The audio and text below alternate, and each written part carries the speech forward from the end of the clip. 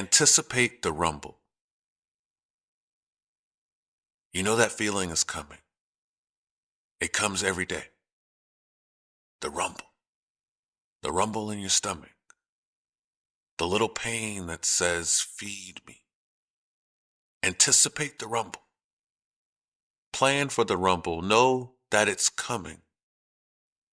If you anticipate it, if you are prepared for the moment, you won't indulge. You won't do too much. You won't overdo it. We don't anticipate the rumble. We do not prepare ourselves for the next meal. Do you plan ahead? Do you plan your meals out? Do you plan your days out in order to protect your diet? In order to know what you're going to have before you get there? Anticipate the rumble. Anticipate that feeling. Respect that feeling. Be one with that feeling. You get that rumble, now you're searching. What will you eat? You had a goal. You're walking out on it.